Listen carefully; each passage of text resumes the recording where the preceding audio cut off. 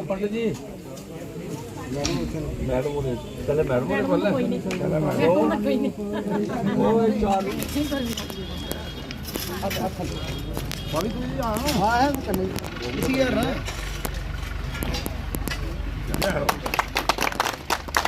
बहुत बड़ा कंसर्न था लोगों का और शहर के बीचों बीच में ये बाढ़ है।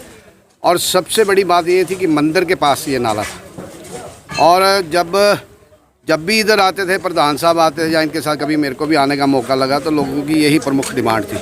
तो आज काउंसलर साहब को, प्रधान साहब को, इनकी टीम को बहुत बहुत मुबारक है। बहुत बहुत इनका आभार भी प्रकट करता हूँ कि लोगों की जो बहुत पुरानी जो लॉन्ग पेंडिंग डिमांड थी, उस डिमांड को आज पूरा किया और 25 लाख की लागत से ये डीप ड्रेन नाला बनेगा। पर आपके माध्यम से इन सब लोगों की प्रेजेंस यहाँ पे है, तो मैं भी प्रधान साहब को एक निवेदन करूँगा कि 17 नंबर वार्ड में भी एक ऐसा ही डीप ड्रेन नाला चाहिए। और प्रधान साहब ने आपके सबके सामने कमिटमेंट की है, क्योंकि वहाँ भी कोई निकास निकालने के लिए कोई रास्ता है नहीं, पानी निकालने के लिए। तो ये भी प्रधान साहब ने कमिट किया है। ऐसे ही काम करते रहे, ऐसे ही कार्य करते रहे। और जब से इन्होंने पदभार संभाला है, पिछले 3-3.5 वर्षों से, जितनी भी म्यूनसिपल कमेटीज़ हैं, काउंसिल्स हैं या कॉरपोरेशन हैं, अगर सबसे ज़्यादा कोई एक्टिव जो कमेटी है और अपने तरीके से, अपने ढंग से रिसोर्सेज पैदा करना, रिसोर्सेज पैदा करने के बाद लोगों की वेलफेयर के लिए काम करना, ये अपने आप में उदाहरण है। कठुआ म्यूनसिपल काउंसिल अपने आप में उदाहरण है।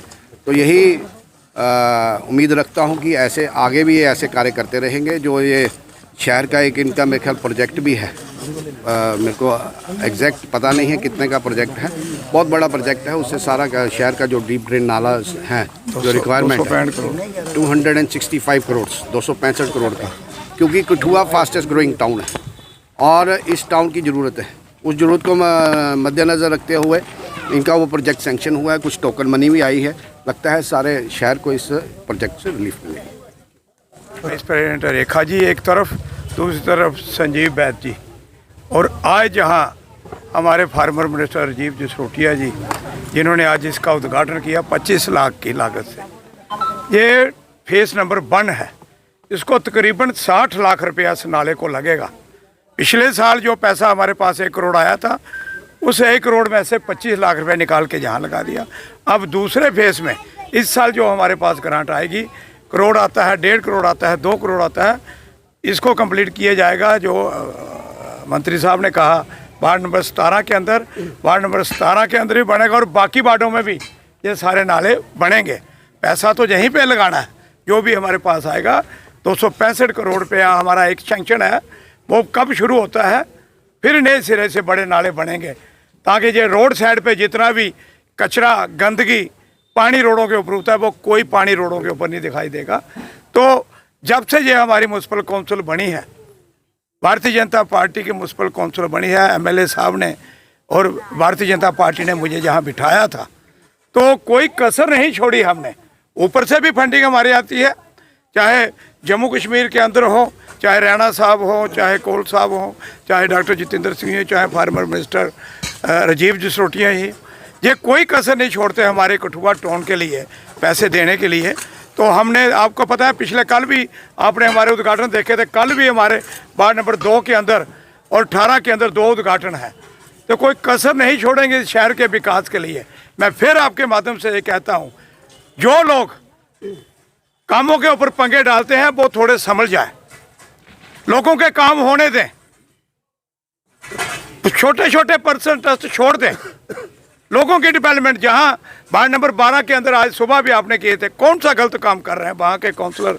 आज जहाँ ये काम नहीं चाहिए, जहाँ से पानी नीचे को जाता है, पानी ऊपर को नहीं जाता है, पहाड़ों की तरफ नहीं जाता, पहाड़ों से नीचे पानी आता है। छोटे छोटे पंगे छोड़ के हिस्टोरिकल जो चीज़ें हैं, हमारी जगह है, स्थान है, उनको बनाने दें हमें, ताकि जो बुजुर्ग, जो लोग जहाँ ठंडी जगह बोलियों के ऊपर जो वाटर बॉडी का हमें पैसा आया है, वो हम लगाएं ताकि इस शहर को खूबसूरत बनाने में हम कोई कसर ना छोड़ें। छोटे छोटे तत्व छोड़ो, शहर की विकास की तरफ ले चलो।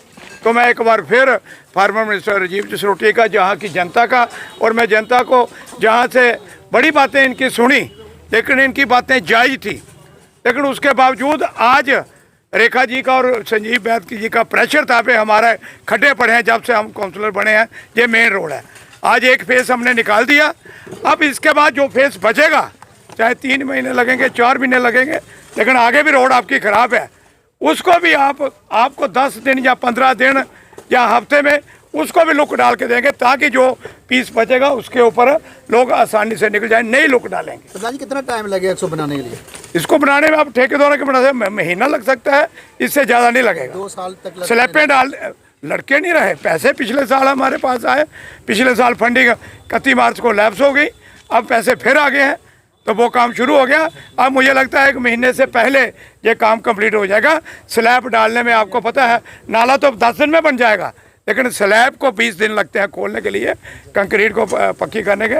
मैं लोगों को भी कहता हूँ सब्र से हमारे काम हो गए, लेकिन जितने भी काम है, इतने काम आपने MLA साहब ने कहा हर बार के अंदर काम लगे हैं, तो हम कोई कसर नहीं छोड़ रहे। मैं अकेला नहीं, मेरी टीम पूरी, इसलिए ये काम शहर के अंदर हो रहे हैं। धन्यवाद। जय हिंद।